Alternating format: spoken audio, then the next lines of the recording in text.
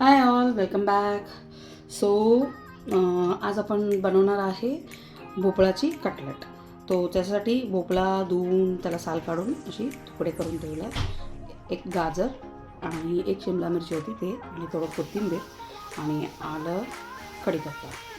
Okay, हे घेतलं. याला आता आपण किसून घेणार आहे. किसून घेऊन वरती बेसन सगळं लावून छान कटलेट बनवणार आहे. आता त्याला मी किसणार आहे फूड प्रोसेसरमध्ये.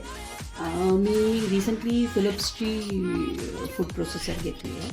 सो आता याच्यात आपण आता एक एक असं किसून बघणार आहे. सो फर्स्ट मी गाजर टाकते. सो याचं अवतड असं आहे, मी त्याला असं ठेवते. So switch on.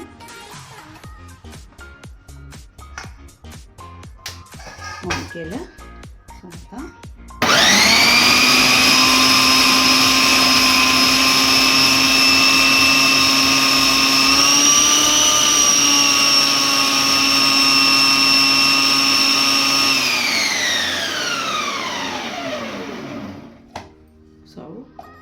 किसून झाले गाजर. हे बघा, तुम्ही बघू शकता त्याच्या खाली तो गाजर आपला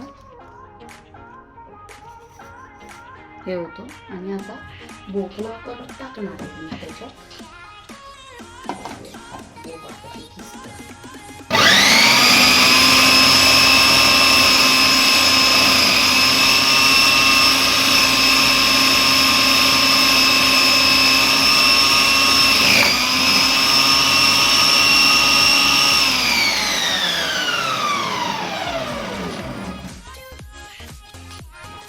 भोपळा पण किसून झालाय. मला किसून झालाय, तुम्हाला दाखवते बघा. बघू शकता सगळं एकदम व्यवस्थित किसून झालं. हे बघा, हे बघा. आणि आता आपण याला परातीत काढून घेऊया. कांदा थोडीशी टाकूया आणि मिरची, तिखट आणि बेसन वगैरे बाइंडिंगसाठी टाकून याला व्यवस्थित मळून घेऊया. याला आता एका परातीत काढून घेऊया. छान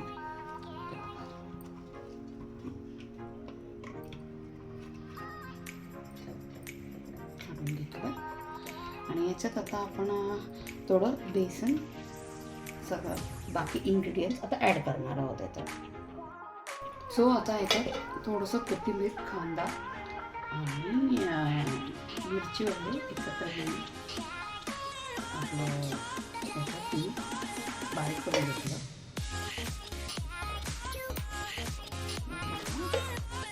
टाकलं ते पण.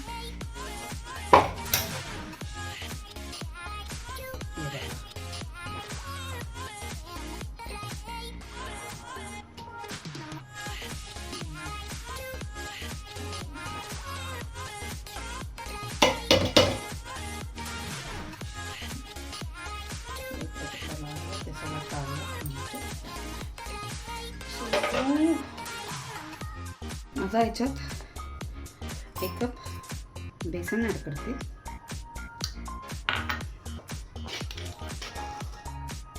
तिखट मसाला,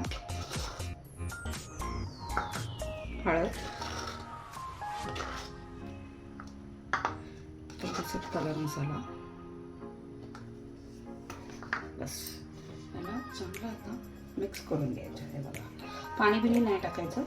याच्यात ऑलरेडी जे आहे तेवढ्याच्यात आपण त्याला मस्त बाइंड करून घ्यायचं. आणि मिक्स केलं. आणि आता त्याच्यात चवीपुरतं मीठ हे ॲड करून घ्यायचे. तुम्हाला वाटलं असेल तर थोडंसं तांदळाचं पीठ पण टाकू शकता. आणि तांदळाचं पीठ नाही टाकलं तो चवीपुरतं मीठ.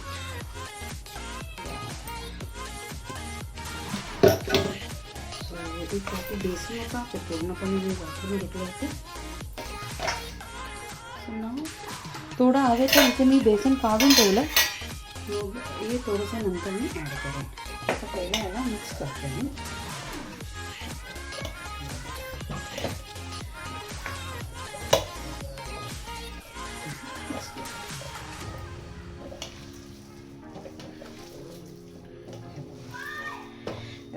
मोठा तुकडा काय असेल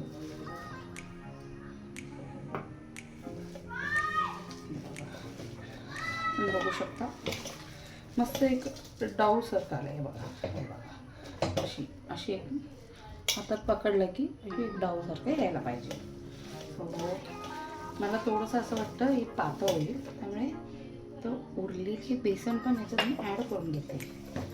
ॲड करून ते ठेवलं. बस आता हात धुवून थोडंसं तेल लावणार आणि सगळी कटलच बनवून घेणार आहे.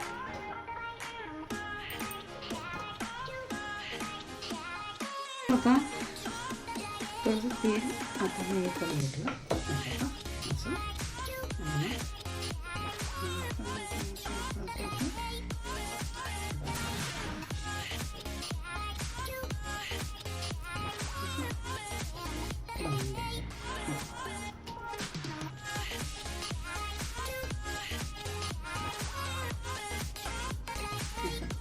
मला छोटे छोटे लागतात. तुम्हाला हवे असेल थोडं मोठं पॅकेट पण बनवू शकता. थोडं मोठं पॅकेट बनवू शकता तुम्ही. साईज शेप सगळं आपला क्रिएटिव्ह बुद्धीनुसार. मला एवढं छोटीशी असली तर बदल तुमच्यासाठी एक मोठं पॅटी मी बनवतो. आता हे सगळे पॅटी बनवून झाल्यावर तुम्ही डीप फ्राय पण करू शकता आणि थोडंसं शॅलो फ्राय म्हणजे थोडं तेलामध्ये पण करू शकता तुम्ही. सो सगळे कटलेट बनवून झाले. आता एक एक तुम्हाला फ्राय करून दाखवते. सो तेल ठेवलं आणि एक एक कटलेट मी याच्यात प्लेस करणार आहे. त्याला तेल टाकले का बोल टाकलं तेल मग एक एक कटलेट प्लेस करते.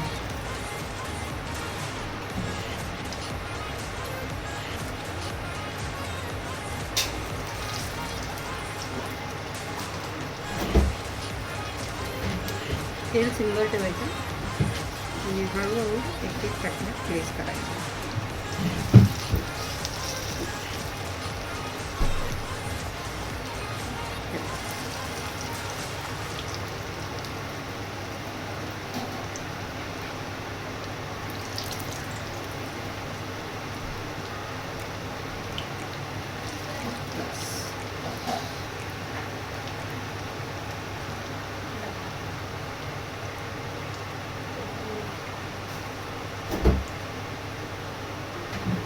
मी देते करावं लागेल ते करायचं. सो तुम्ही बघू शकता हळूहळू मी त्याला पलटते.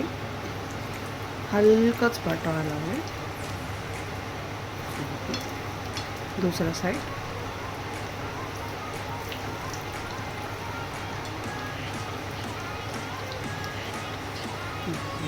असं पलटून घ्यायचं. हळूहळू हळूच पलटायचं, काय घाई नाही.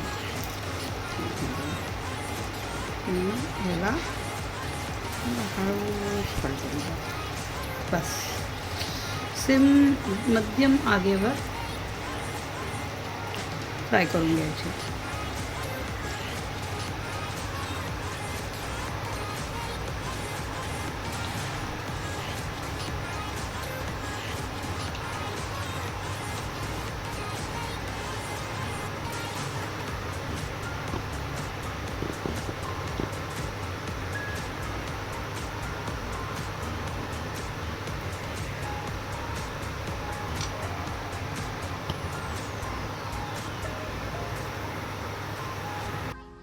सो तुम्ही बघू शकता दोन्ही साईड मस्त फ्राय होऊन आले आणि एक कटलेट तुम्हाला उचलून दाखवतो. त्याच्यात टेक्स्चर पण सुंदर आलं आहे आणि क्रिस्पीनेस पण आहे. तर आता एक एक काढून घेणार आहे मी तेलामधून आणि किनी एक उचलून दाखवते तुम्हाला.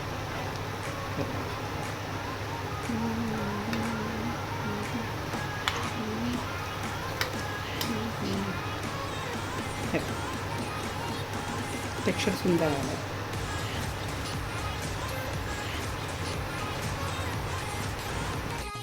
सो तुम्ही बघू शकता मस्त कटलेट झालेली आहे आणि जास्त डीप फ्राय नाही केलेलं ते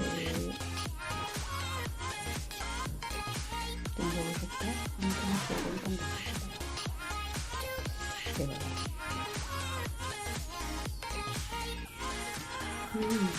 सिम्पली सुपर